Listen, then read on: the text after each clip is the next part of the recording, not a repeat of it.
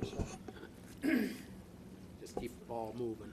All right, I got 6:30, so. I'll call the Planning Commission meeting for Monday, July 8th to order. Roll call, Pitt is absent. Price, Here. Longton is absent. Hema is absent. Duden, Here. Charnel's absent, and Schoblum. Here. And Duncan is filling in. Approval of the agenda. So moved. Got a motion? Second. Second. All in favor? Aye. No conflict of interest tonight? Anybody? No. No, okay. Move on to 4, approval of the minutes for the June 10th meeting. So moved. I second. Okay, David, a motion, Kurt, a second, all in favor? Aye. Okay, that pass. Number 5 is public input. Citizens may speak to issues not on the agenda. Before speaking, give your name and address for the record. Please limit your comments to 3 minutes.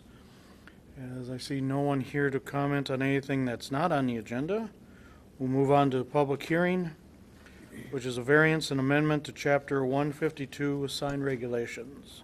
Dave.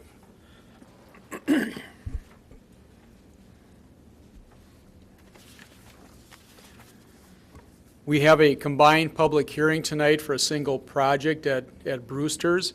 We have on a couple of occasions had conversations with the Planning Commission regarding this particular proposal, both in terms of the type of sign, which is a dynamic display sign, which is not currently allowed in the ordinance, and then a variance to be able to place a sign on the south side of the existing Brewster's building in a location that does not face a public street or abut a public street. So the variance tonight is for the placement of the sign on the south side of the building, and the other issue is, of course, the language for the dynamic display sign. I think everyone is very familiar with this site. But for anyone who may be watching at home, we'll turn our attention to the graphic on the screen. Brewster's building, circled in the boulder outline there. First Farmers and Merchants Bank owns 27 feet of property just south of the south wall of the Brewster's building that abuts up next to a city alley. If Brewster's owned this 27 feet rather than First Farmers and Merchants Bank, we wouldn't be here for a variance because they would be facing then a public right-of-way by virtue of the city alley. But it does not, so with the private property in between, there is a requirement under our sign ordinance for a variance. And as we've gone through the new variance laws, we no longer deal with hardship situations, we deal with practical difficulties. And I think in my view of the specific circumstances surrounding this particular piece of property relative to the downtown as a whole, I think the conditions are pretty unique here. This was not a situation that was created by the current owners. The property designations are as they are represented here, and were not a result of anything that the applicant has done to create this situation. So that's the variance, and I think for efficiency purposes, I'll move right into the presentation on the dynamic display signage too, which is also part of this public hearing. Previously, Mr. Lind came to us, this being the south wall of the Brewster's building. We'll back out here a little bit. The bank parking down in this location. Came to us with a proposal for a dynamic display sign on the south front of his building. As I said earlier, we don't allow that type of signage in the current ordinance. We allow that only for time and temperature at banks primarily, and fuel prices at obviously gas stations, convenience stores. So we currently don't allow this in the ordinance. What I've done for purposes of the presentation to the Planning Commission tonight, based on our conversation starting last year about this type of signage, not limiting this particular hearing tonight and this issue to just this kind of signage in the downtown area. We talked before about allowing this type of signage out along Highway 52 and to allow it for public institutions, schools, city parks, hospitals, etc. So while we're looking specifically at Mr. Lynn's application tonight to allow this kind of signage in this location in the downtown, The issue and what I've presented to the Planning Commission tonight would broaden it to also allow this type of signage in the areas that we've talked about last year, allowing it in Cannon Falls. So it's beyond just the downtown area. But with regards to the downtown area, there is one or a couple provisions here that apply specifically and exclusively to the downtown because of the historic district. And what I've tried to do in this particular amendment is to go ahead and take the Planning Commission's consensus to allow this type of signage in the downtown, but to limit it a little bit in terms of its the extent of the allowance in the downtown in the historic district. So what I've done is I've kind of hung my hat on buildings in the downtown historic district that are not contributing buildings to the historic district. When the district was created back in the year 2000, there were buildings that were certainly historic and contributed to the designation of a historic district in the downtown, but there were also buildings like Brewster's that, while they're in the historic district, have been altered over time to a degree that they would not be certified as historic structures on their own accord or by themselves. But within the context of a broader district, they were included in the historic district, but for purposes of the proposed amendment tonight, saying that if someone comes in and wants this type of sign in the downtown beyond Brewster's, and it's a non-contributing building, that is, it's not certified historic by its own accord, that we would allow that owner of that property to come in under this proposed language and make a request similar to what Mr. Lind has done. But if someone comes in who has a contributing building in the downtown that was historic, was certified as historic, allowed the city to create that historic district in the downtown area originally, if the building is a contributing building, this type of signage would not be allowed at this time. If it was proposed, the applicant would have to come back to the commission. We'd have to deal with an amendment at that point. So I've drawn a little bit of a distinction here in terms of which buildings can or maybe can't be allowed this type of signage, at least for now, in the downtown. You get outside of the historic district, you can do it out on the B2 area along the Highway 52 corridor. You could do it at the parks, you could do it at the schools, that's fine. But you wouldn't be able to do it on a historic building in the B1 district. That distinction's been made in this proposed amendment. We've also stated that convenience stores, gas stations that use fuel prices, those are not considered to be dynamic display signage, so that we have a separate provision already that regulates those type of things. So when the new Casey's comes in, they've already been approved for their signage. They're going to have fuel prices included on their signage, which will be a dynamic display sign, but they're allowed that under current ordinance. So we're not classifying them as dynamic displays. We talked before about how frequently these messages can sign. If it's Brewster's and they want to go from tacos to hamburgers, that's fine.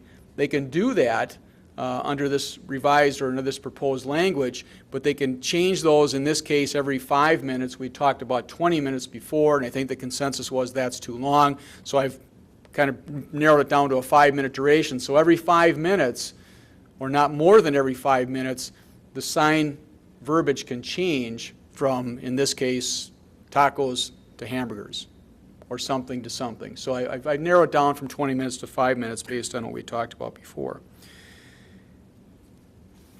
The images and the signage itself has to be static. It can't be moving. It can't be flashing. We've talked about that. Mr. Lind has presented to us what he wants to have on his signage. That's consistent with this language that we talked about before and the recommendations that you provided to me. We've included the provision if there's a malfunction on the sign, or if there's something going on the sign that's not consistent with the ordinance or not consistent with the application. They have to be able to turn those signs off, and so we will have that provision included in this proposed amendment.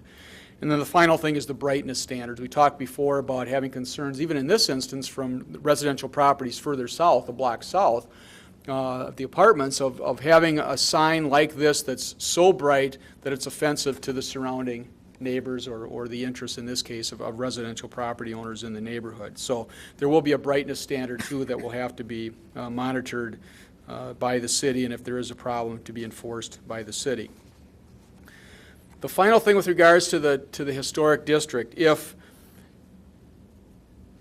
an owner of a contributing historic building wanted to come in under this ordinance, as it's written, they would either have to come in and ask for an amendment to the sign ordinance like Mr. Lynn did, or alternatively, the city attorney has said that we could handle that under a variance, which has to get back to practical difficulties. I think it's going to be a difficult standard to approve for a certified historic building in the downtown, but I think as we found, when the sign manufacturers continue to develop their technology to the degree that they can adapt it more effectively to a historic district's design standards, if that day comes, then maybe allowing that type of signage on a historic building under a variance process would be something that could work. But we've included that in this language as well. So I think, the final thing, the 35% standard, I don't want to forget that. What I've said in the proposed language for the sign amendment is, in this case, that's 100% dynamic display signage. There's not a Brewster's wall sign that's a painted wall sign and then underneath that a menu board or something that would have a changeable message like this. It's all a dynamic display. We talked before about having a 35% limit. If you had a 100 square foot sign, you could have 65 square feet of Brewster's Bar and Grill and 35% as a menu board under the 35% limit. We're making an exception for the downtown to not limiting it, the dynamic display portion of 35%, but that's only in the downtown area. So that's in here as well. So I think for the public hearing purposes, between the variance and the practical difficulties and the sign amendment, which would allow for dynamic display signage with those terms and conditions, if you're generally comfortable with those things, and I don't know if Mr. Lind would like to add anything to this, but if you're comfortable with those things, we can proceed with closing the public hearing. Obviously, no one's here to speak for or against. I had no one call me after we sent out mail notices. No one sent anything in writing to me with regards to either one of these issues. So we can go ahead and proceed with closing the public hearing and then considering resolutions of adoption if you choose to do that. I don't know, Danny, is there anything that I didn't mention or that's not clear? Not that I know. Yeah. I feel we've responded appropriately to the request that's been made and the input that the Planning Commission's had over the last couple of meetings where we've talked about this. I think the ordinance kind of gets Mr. Lind where he wants to get to, and I think it gets to the Commission's points that you've raised to me over the course of the last couple of meetings, and even going back to last year when we started talking about this, this type of signage. I think we're probably pretty much on the same page here with regards to the standards. But any questions from any commissioners at this point? Okay, and you're fine? Okay. If there are none, then I would suggest that the hearing could be closed and we can consider resolutions 2013-6 and 2013-7. Okay.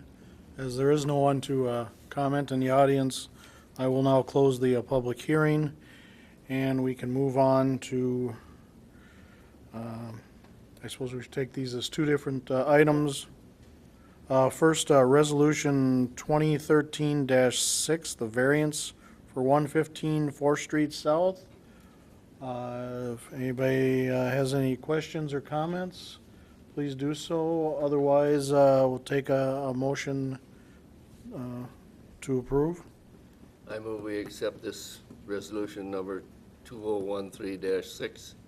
Motion by Kurt, Second. second by David. All in favor? Aye. Passes. Next one is Resolution 2013-7, amendment to the sign regulations. Again, same thing. If there are no comments, Chair will take a motion to approve. I'd like to make a motion to approve the amendment to the sign regulations as written. Okay, motion by David, Second. second by Jay. All in favor? Aye. Passes. All right. You're good to go, Danny. That will go to the city council then next week, both the variance and the first reading of the ordinance to approve the amendment to the ordinance. Okay? Thanks.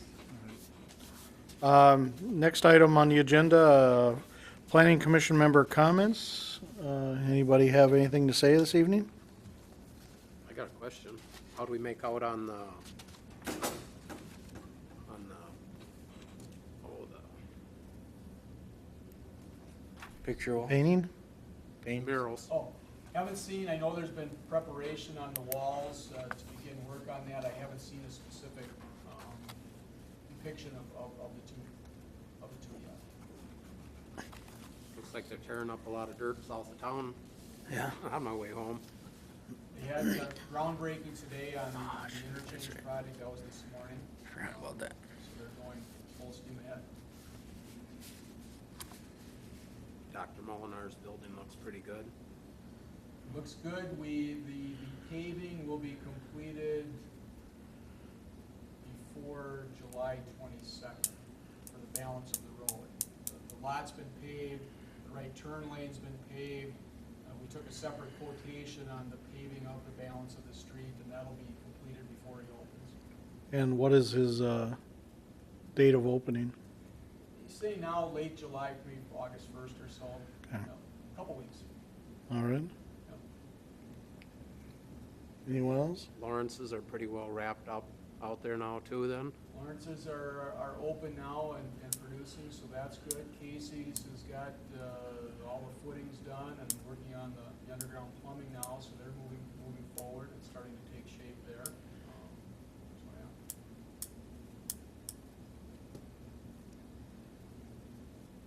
I'm curious, do you have, I came in and looked at that, your wall thing they're on.